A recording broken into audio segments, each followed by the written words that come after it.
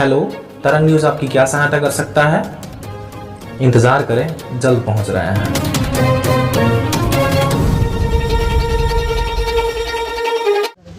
नमस्कार, मैं रवि कुमार पांडे। आप देख रहे थे अभी तक कि किस तरीके से ललता चौराहा से लेकर के यानी कि बीटीआई से लेकर के आप लोगों को लगातार देखने को मिला कि किस तरीके से रैली निकाली गई कांग्रेस की। इस कांग्रेस की रैली किस पर्पस से निकाली गई थी वो आप लोगों को पहले ही दिखाई दिया। बोर्ड में लिखा हुआ है महंगाई और गैस सिलेंडर। तो बता दूं कि लाश की तरह लेटाया हुआ था। लाश की तरह इसलिए लेटाया हुआ था क्योंकि खास रीज़न आपको बता दूं कि उसमें गैस की टंकी बसी थी। गैस तो है ही नहीं, क्योंकि आम जन जो है इतनी महंगाई हो चुकी है कि कोई गैस भरवा ही नहीं पा रहा। सब्सिडी के नाम पर जिस तरीके से लूटा जा रहा था पहले, अब सब्सिडी भी बंद कर दी गई है। अब सिर्फ एक ही चीज़ दिखाई दे रही है, सिर्फ गैस सिलेंडर का प्राइस जो कि भरवाने के बाद समथिंग 1100 रुपये के आसपास आपका पड़ने वाला है। वहीं आप लोगों के यहाँ पर हम बात करेंगे देवेंद्र सिंह दादू से कि आखिर में आप किस पर्पज़ से आज आपके द्वारा ये रैली निकाली गई और क्या क्या प्रस्ताव है और आगे का क्या विचार है। तो आज जिस तरीके से आपका ये धरना प्रदर्शन किया गया, हल्ला बोल किया गया, क्या पर्पज़ था इसका? ये हमारा अभी हल्ला बोल कार्यक्रम युवाओं का एक संक्षिप्त है कि हम जिले स्तर में, छोटे स्तर में ये कार्यक्रम किए। हम सरकार को बताना चाहते हैं। मैं आपको बता दूं कि जब से भारतीय जनता पार्टी की सरकार है तब से युवाओं का सिर्फ शोषण हुआ है और इनको सिर्फ वादा के अलावा इनको कुछ खाने को नहीं मिला। ये स्थिति है। 2013 से व्यापम जैसी चीज़ मध्य प्रदेश में कलंकित किया पूरे बड़े भारत को, जिसको लेकर 2018 में इनकी सरकार चली गई, पर फिर खरीद फरोख्त करके करोड़ों रुपए देकर इन्होंने वापस सरकार बनाई। व्यापम 1 हो, व्यापम 2 हो, नाम बदल जाए, व्यापम तीसरा चल रहा है और वापस से इनके जो ओएसडी हैं उनके द्वारा व्यापम में वापस घोटाला किया गया। इसकी जांच हो रही है।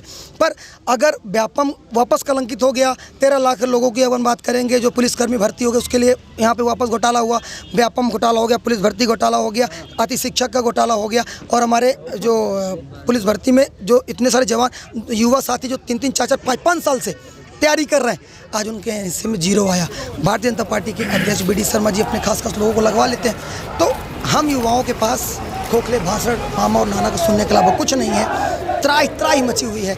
मैं बता रहा हूँ भैया, कितनी बुरी स्थिति है कि लोगों के पास खाने के लिए, और आप मानेंगे MBA इंजीनियरिंग MSW पढ़े लिखे लड़का, मैं खुद सॉफ्टवेयर इंजीनियर हूँ। मेरे जैसे लाखों युवा इस मध्य प्रदेश में बेरोजगार घूम रहे हैं। पकौड़ा तलने तक की नौबत नहीं आई है, क्योंकि तेल की स्थिति क्या है, डीजल पेट्रोल की स्थिति क्या है, गैस की स्थिति क्या है, इसके लिए माली त्राही मची हुई है। और ये एक छोटा आंदोलन है, आने वाले में इससे बृहद आंदोलन भोपाल में मुख्यमंत्री आवास का या विधानसभा घेरने का काम युवक कांग्रेस करेगा। उनकी मांग पूरी नहीं हुई तो हमारी मांग है OSD का इस्तीफा हो, मुख्यमंत्री के लक्ष्मण सिंह जी का, और गोविंद सिंह राजपूत जी मंत्री जी का उनका इस्तीफा हो, जो उनके कॉलेज में ये वर्ग 3 के परीक्षा में लिप्त पाया गया।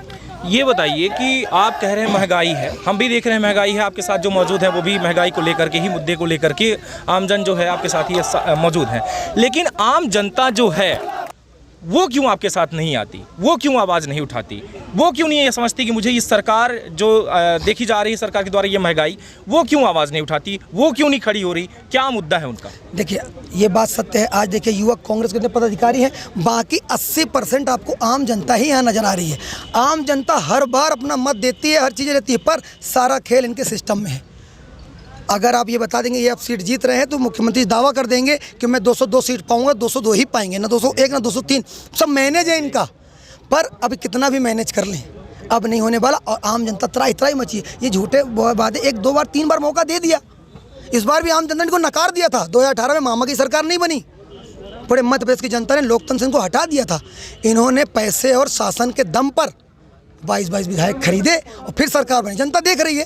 और इस बार आने वाले आप चुनाव में देखिएगा, ये 50 भी पार नहीं होंगे, क्योंकि युवाओं का खून बह रहा है।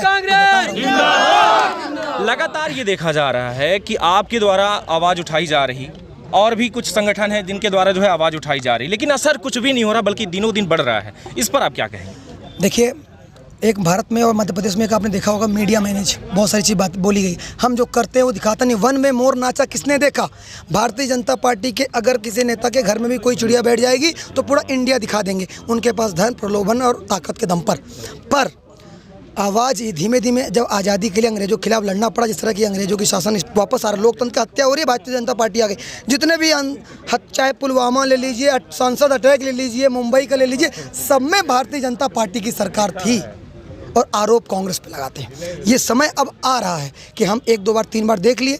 आपने 70 साल हम पे आरोप लगाया कि 70 साल कांग्रेस में राज किया, तो 70 साल ने जब कांग्रेस ने बनाया तब तो आप आके बेच रहे हो। आपने नया क्या बनाया? तो अब जनता सब जागरूक हो चुकी है। 2-4 बार 2-5 साल की बात अलग है भैया। अब सब युवा परेशान है, कुछ नहीं हो रहा भैया। आज दवाई अगर पैरासीटामोल तक की स्थिति क्या हो गई है आप देख रहे हैं। मतलब किसकी बात करें, नींबू 300 रुपये किलो ये दिन देखे थे। 1000 से ऊपर हमारी बहनों के लिए सिलेंडर है, चूल्हे में वापस खाना बनाने के जिनकी आदत छूट गई उनकी वापस हालत ख़राब है, एक टाइम खाना बना रही हैं। तो इनका सब प्राइवेट कंपनी से टाइप रहता है, सरकारी प्रॉपर्टी बेच रहे हैं। अपना भारत घी लेके कर्ज पी रहा है पूरा भारत। ये अडानी को माफ़ कर दो, वो भाग जाएगा। पर जिस तरह से आम जन के ऊपर 1-1, 2-2, 5-5 लाख रुपए कर्जा प्रति व्यक्ति भारत में पड़ रहा है, इसकी दोषी सिर्फ भारतीय जनता पार्टी है। आपका ये जो मुद्दा था, ये कलेक्ट्रेट तक आपका जाने का विचार था, कलेक्ट्रेट तक आप लोग जाने वाले थे। सारे जन कहीं ना कहीं ये भी विचार था, जिससे भी बात की गई थी सभी का यही था कि हम कलेक्ट्रेट पहुंचेंगे, ज्ञापन सौंपेंगे, सारी बातें जो हैं रखी जाएंगी। लेकिन आपको वहां तक नहीं पहुंचने दिया गया, बल्कि आपको बात करें कि हम अस्पताल चौक से उठा लिया गया और अरेस्ट भी किया गया। ये बताइए कि ऐसा क्यों किया गया, आप कलेक्ट्रेट चौक तक या कलेक्ट्रेट क्यों नहीं पहुँच पाए? देखिए, जो भारतीय जनता पार्टी के खिलाफ रहता है या सच्चाई के साथ रहता है, उसको भारतीय जनता पार्टी दबाने का काम करती है। कलेक्ट्रेट हमारे युवा साथियों का और हमको कलेक्टर को यहाँ जाना था, हम वहाँ अपनी बात रखते, पर माहौल और इनको डर था कि ये चीज़ें ऊपर तक जाएंगी, पर हमको कब तक रोकोगे। अब तो घर घर जन जन से युवाओं की आवाज़ आ रही है। आज हमको अस्पताल चौराहे पर रोक लो, कल हमको घर में रोक लो, कल हमको जेल में बंद कर दो, गोली मार दो, मैं सच्चाई बताऊंगा तो। पर अब युवा रुकने वाला नहीं है। सरफरोशी की तमन्ना अब हमारे दिल में है, इंकलाब और इंकलाब और इंकलाब और इंकलाब। अगला कदम क्या होगा?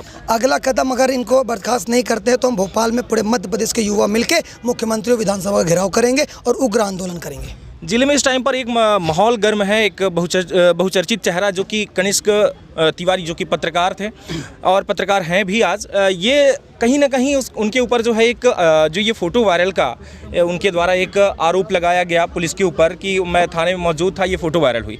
उसको लेकर के भी आप एक नारा लगा रहे थे पत्रकारों के सम्मान में, है ना? तो उसका क्या कहना है आपका, उस मैटर पर आप क्या कहेंगे? देखिए, चौथा स्तंभ है भारत का पत्रकार। अगर पत्रकार की आवाज़ को दबाई जाए और सच बताने से दबाया जाएगा तो कैसे काम चलेगा। और जो सीधी में हुआ, मैंने कहा ना, सीधी एक भाईचारा, प्रेम, आपस का संबंध का एक जिला है, एक समूह है। मेरा विंद बहुत अलग नाम है पूरे भारत में, पर ये पत्रकार के मामले में जिस तरह से टीआई साहब के रूम में ये फ़ोटो वायरल हुआ, या इस तरह करा ही क्यों गया, मैं तो कहता हूँ अगर कोई अपराधी है तो क्या पुलिस प्रशासन को कपड़ा पहनाने का काम करती, ना कोई उतारने का। कौन से लॉ में लिखा हुआ है? और उतारने के बाद आप सुरक्षा के लिए कह रहे हो, उसको वायरल कर दिया। तो पूरे भारत देश में सीधी को अपमान और कलंकित करने का काम ये प्रशासन किया, ये बड़ा दुर्भाग्यपूर्ण है। और ये चौथे स्तंभ को जिस तरह से गला घोटने का काम किया जा रहा है, ये कतई नहीं होना चाहिए। इसके लिए युवक कांग्रेस हमेशा तैयार रहेगा। ये सिलेंडर आपके द्वारा आज लिटा कर निकाला गया, ये महंगाई के विरोध में ही था या कुछ और था? एक्चुअली ये सिलेंडर जो थे ना, ये मेरा कोई प्रोग्राम, मेरा तो हल्ला बोल प्रोग्राम था और मैं व्यापम के खिलाफ लड़ रहा था।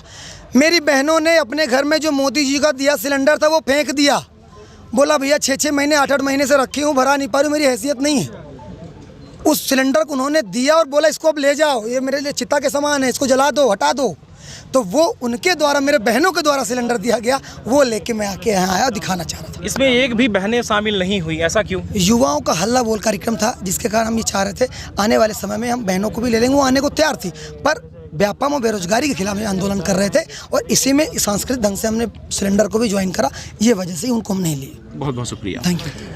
लगातार आप देख रहे थे कि इनके द्वारा जो बातें की गई और जो बातें स्पष्ट हुई वो ये थी कि कहीं ना कहीं महंगाई वाकई में इतना ज़्यादा बढ़ चुकी है कि आम जनता का सेवा एक अगर पत्रकार करता है, जैसे कि हम आप बात करें कि यूट्यूबर को लेकर के इस टाइम पर चर्चा है, तो हम एक काम करते हैं कि पूरी खबरें बटोरते हैं, डीजल पेट्रोल इसके बाद हम भरवाते हैं, फिर ये हम यूट्यूब पर वीडियो डालते हैं, यूट्यूब में जो व्यूज़ जाती है, जो ऐड लगते हैं, ऐड के जो पैसे आते हैं, इसके बाद रिटर्न जब मेरे पास फिर से आ जाते हैं, उसको फिर से मैं गाड़ी में पेट्रोल भरवाता हूँ और पेट्रोल भरवाने के बाद फिर से आम जनता की सेवा करता हूं।